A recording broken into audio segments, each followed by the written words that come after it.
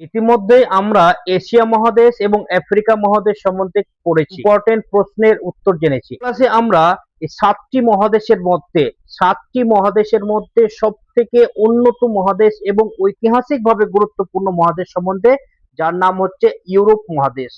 তাহলে এর আগের ক্লাসে আমরা যেমন জিকে প্রশ্ন উত্তর জেনেছিলাম এশিয়া এবং আফ্রিকা মহাদেশ সম্বন্ধে, এই ক্লাসও বা আজকের ক্লাসও আমরা কিন্তু সেই রকমই জিকে প্রশ্ন উত্তর জানবো ইউরোপ মহাদেশ সম্বন্ধে। তাহলে আমরা ইতিমধ্যেই এশিয়া এবং আফ্রিকা বিশ্বের সব থেকে বড় মহাদেশ, তারপরে দ্বিতীয় মহাদেশ, এবার তৃতীয় বৃহত্তম মহাদেশ এবং সব থেকে উন্নত মান এবং ঐতিহাসিকভাবে গুরুত্বপূর্ণ মহাদেশ সম্বন্ধে পড়বো, যার নাম হচ্ছে ইউরোপ।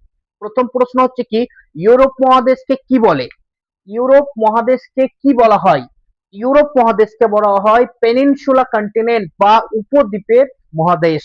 2 নম্বর প্রশ্ন, ইউরোপ মহাদেশের সব থেকে বড় দেশ কোনটি? ইউরোপ মহাদেশের সব থেকে বড় দেশ উত্তর হবে রাশিয়া। এখানে একটা প্রশ্ন থাকবে যে স্যার আমরা এশিয়া মহাদেশের সব থেকে বড় দেশ পড়েছিলাম রাশিয়া, কিন্তু সেখানে একটা কথা বলেছিলাম যে রাশিয়ার কিছুটা অংশ ইউরোপ মহাদেশে পড়ে। রাশিয়ার কিছুটা অংশ বিস্তৃত রয়েছে ইউরোপ মহাদেশের মধ্যে, সেই কারণে ইউরোপ মহাদেশেরও সব থেকে বড় দেশ রূপে রাশিয়াকে গণ্য করা হয়। 3 নম্বর প্রশ্ন হচ্ছে ইউরোপের ক্ষুদ্রতম দেশ কোনটি? ইউরোপ মহাদেশের ক্ষুদ্রতম দেশ হচ্ছে ভ্যাটিকান সিটি। সব থেকে ইউরোপ মহাদেশের সব থেকে ছোট যে দেশ, সে দেশের নাম কি? Vatican city. 4 নম্বর প্রশ্ন, ইউরোপের দীর্ঘতম নদী কোনটি? বা ইউরোপ মহাদেশের সব থেকে দীর্ঘতম নদীর নাম কি? নাম হচ্ছে ভলগা নদী। ভলগা নদী হচ্ছে ইউরোপ মহাদেশের সব থেকে বড় নদী। 5 নম্বর প্রশ্ন হচ্ছে ভলগা নদী কোন দেশে অবস্থিত? ভলগা নদী রাশিয়া দেশে অবস্থিত। 6 নম্বর প্রশ্ন, ইউরোপের সর্বোচ্চ পর্বত শৃঙ্গ কোনটি? আমরা পড়েছিলাম এশিয়া মহাদেশের সর্বোচ্চ পর্বত মাউন্ট এভারেস্ট। ইউরোপ মহাদেশের সব থেকে উঁচু পর্বতমালার নাম হচ্ছে মাউন্ট এলব্রুস। তারপরে 7 নম্বর প্রশ্ন হচ্ছে ইউরোপ ও এশিয়া সীমানা নির্ধারণকারী পর্বতমালার নাম কি? মানে এশিয়া মহাদেশ এবং ইউরোপ মহাদেশ, এই দুইটি মহাদেশকে যে নির্ধারণ করেছে বাউন্ডারি বা বর্ডার, এই দুইটি মহাদেশের যে বাউন্ডারি রয়েছে পর্বতমালা রূপে, সেই পর্বতমালার নাম কি? সেই পর্বতমালার নাম হচ্ছে ইউরাল পর্বতমালা। ইউরাল পর্বতমালা কিন্তু এই দুইটি মহাদেশের মধ্যে বাউন্ডারি রয়েছে, বা এই দুইটি মহাদেশকে কি করেছে? ডিভাইড করেছে, ভাগ করেছে। আমরা তো আগে পড়েছি যে যে 71% জল, এবং এই 71% জল এই 7 টুকরো জমিকে বা 29% জমি 7টি ভাগ করে এই জলগুলি মহাসাগর রূপে ভাগ করেছে। কিন্তু রাশিয়া এবং ইউরোপ মহাদেশের মধ্যে বাউন্ডারি রয়েছে এক সাইডে এই পর্বতমালা। কোন পর্বতমালা? ইউরাল পর্বতমালা। তারপরে 8 নম্বর প্রশ্ন হচ্ছে আইফেল টাওয়ার কোন দেশে অবস্থিত? আইফেল টাওয়ার ফ্রান্স দেশে অবস্থিত। ফ্রান্স দেশে অবস্থিত, কিন্তু ম্যাক্সিমাম স্টুডেন্ট বা ম্যাক্সিমাম লোক বলবে কি প্যারিসে।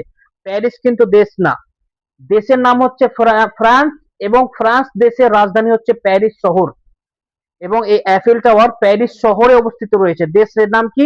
ফ্রান্স, শহরের নাম প্যারিস। তারপর 9 নম্বর প্রশ্ন, বিগ ব্যান কোন শহরে অবস্থিত? বিগ ব্যান লন্ডন শহরে অবস্থিত। লন্ডন শহর কিন্তু ইংল্যান্ডের রাজধানী। ইউকে, ইউনাইটেড কিংডম যাকে বলা হয়, সেটা হচ্ছে কি ইংল্যান্ড। ইংল্যান্ডের রাজধানী লন্ডন একটি শহর, এবং এই শহরে বিগ ব্যান অবস্থিত রয়েছে ইউরোপ মহাদেশে। হ্যাঁ। তারপরে 10 নম্বর প্রশ্ন, ইউরোপ ইউনিয়ন সদর দপ্তর কোথায়? ইউরোপ ইউনিয়নের সদর দপ্তর বলতে ইউরোপ মহাদেশের মধ্যে যতগুলি দেশ রয়েছে সমস্ত দেশগুলির সদর দপ্তর রয়েছে। যেমন এশিয়া মহাদেশেরও একটি দপ্তর রয়েছে। এই ইউরোপ মহাদেশের যেখানে সদর দপ্তর, সেটা শহরের নাম হচ্ছে কি? ব্রাসেলস। কোন দেশ? বেলজিয়াম দেশে ইউরোপ মহাদেশের সদর দপ্তর। তারপরে 11 নম্বর প্রশ্ন হচ্ছে কি, ইউরোপের বৃহত্তম শহর কোনটি? ইউরোপ মহাদেশের সব থেকে বৃহত্তম শহরের নাম হচ্ছে মস্কো শহর। 12 নম্বর প্রশ্ন, ইউরোপের সবচেয়ে জনবহুল দেশ, মানে সব থেকে বেশি যে জনসংখ্যা রয়েছে ইউরোপ মহাদেশের কোন দেশে? সেটা হচ্ছে রাশিয়া। তারপরে 13 নম্বর প্রশ্ন হচ্ছে রোম শহর কোন দেশের রাজধানী? রোম শহর হচ্ছে ইতালি দেশের রাজধানী। কোন দেশের? ইতালি দেশের রাজধানী। তারপর 14 নম্বর প্রশ্ন, গ্রিসের রাজধানী কি? গ্রিসের রাজধানী কোথায় বা কোন শহরে? শহরের নাম হচ্ছে কি? এথেন্স। এথেন্স শহর হচ্ছে গ্রিসের রাজধানী। এগুলো পরে কোন মহাদেশে? ইউরোপ মহাদেশের অন্তর্ভুক্ত। তারপরে 15 নম্বর প্রশ্ন, ইউরোপের কোন দেশকে মধ্যরাতে সূর্যের দেশ বলা হয়? মানে মধ্যরাত্রে সেই দেশের সূর্য দেখতে পাওয়া যায়, সেটা হচ্ছে নরওয়ে। নরওয়ে দেশ এমন জায়গায় অবস্থান পৃথিবীর যেখানে ম্যাক্সিমাম সময়তে সূর্যের আলো পড়ে, এবং সেই দেশকে বলা হয় কি? মধ্যরাত্রি সূর্যের দেশ। তার মানে কি? ম্যাক্সিমাম সময় সেখানে দিন থাকে, সেখানে ঘড়ি ধরে কিন্তু দিন এবং রাতে ডিভাইড করা যায় না। সর্বক্ষণ সেই দেশের মধ্যে সূর্যের আলো কোনো না কোনো দিক দিয়ে সূর্যের আলো পড়ে সেই দেশে। ঠিক আছে, সেই দেশের নাম হচ্ছে কি? নরওয়ে। তারপরে 16 নম্বর প্রশ্ন, বিশ্ববিখ্যাত কলোসিয়াম কোথায় অবস্থিত? বিশ্ববিখ্যাত কলোসিয়াম অবস্থিত হচ্ছে রোম, ইতালি। একটা মোমেন্ট বা একটি আশ্চর্যকর স্থাপিত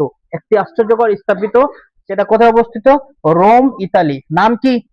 কলোজিয়াম। যেমন আমাদের দেশে তাজমহল, লালকিল্লা, কুতুব মিনার, মুভমেন্ট, মানে আশ্চর্যকর জিনিস, সেরকম এই কলোজিয়াম বিশ্ববিখ্যাত।